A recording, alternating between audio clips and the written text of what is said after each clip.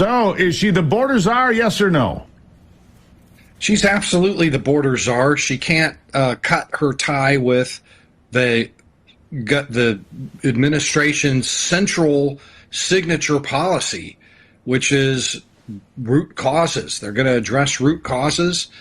There's a press conference. I've got links to it in a big piece I wrote for the Federalist, to the press conference where he named her, where she eagerly, willingly accepted the title, where she then held press conferences for the next couple of years about how great she did under her personal leadership in getting American companies to go down to Central America and set up shop. Root causes, by the way, the doctrine holds that you nation build your way out of factors that cause out migration, right? So you rebuild Guatemala, rebuild El Salvador, and rebuild Honduras. Those were the big sending countries at the time. And she embraced it. There's no, I don't know why anybody's arguing about this. If you want to call her the root causes queen or the czarina, whatever you want to call her. Look, let me ask you something about something you said there, Todd. I want to know, has there been a change out of the nation of El Salvador since Bukele went in and arrested, 80,000 gang members? Just a brutal crackdown on crime. And he has changed El Salvador dramatically. He has. So I want to ask, has that made any difference with the people exiting that country? I mean, the main thing is that the people who are exiting El Salvador aren't MS-13 because they're all in prison. Right. So that's a great thing for us. But the truth is that since she became the, czarina or whatever you want to call it doesn't matter what you call her. Since she became the head of the government's central strategy to shut down the immigration from those countries, 2 million more came in from those same countries. In other words, it was a total failure. It never worked.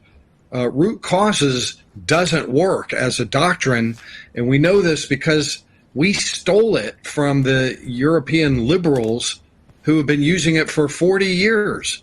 And how's that worked out for them? I've seen the streets of Paris. I've seen the streets of London. I've seen attacks in Germany. Not working out terribly well there, is it? Right. I mean, you and I can see it with our own eyes, but European academia have been doing studies, formal studies for 2 decades now, and their own studies show that it fails over and over. And I have links to those in my Federalist piece about. Well, sure. And you've seen this explosion, this attack on little girls that happened in the UK 3-4 days ago. 3 girls murdered, 6, 7, and 9 years of age. Another half dozen remain hospitalized, some in critical condition after a stabbing attack. And the people there erupted in the streets. They've had all the migrant crime they can take. They've erupted in the streets. They're mad as hell because this keeps happening. And it's not just in the UK. It's in France and Germany and elsewhere. And people are rejecting it in mass now. But I'm also concerned about that. So I want to ask about something else that just happened, and that's the elections of Venezuela. Clearly a BS outcome in Venezuela. Maduro hangs on. Nicolas Maduro remains in charge, at least for today. But that is a warning that we could see another mass flush of people from Venezuela trying to make their way to the United States, right? Yeah, man, I hope not. Listen, already 7 million Venezuelans have left Venezuela.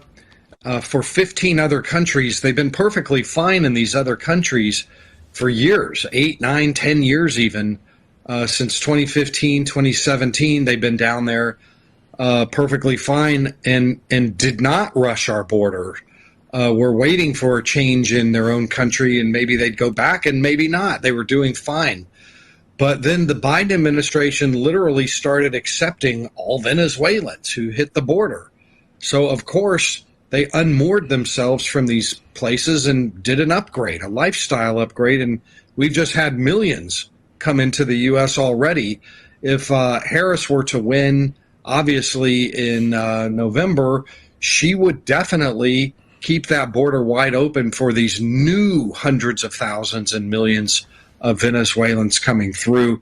Donald Trump, of course, would completely close it and push them all back to Mexico, in which case they'll just stay in place. They'll shelter in place until Trump's out of there. And that's how it works. If you let them in, they come. If you kick them back into Mexico or deport them, they won't come because nobody wants to spend But they wait for the next opportunity, is what you said there, Todd.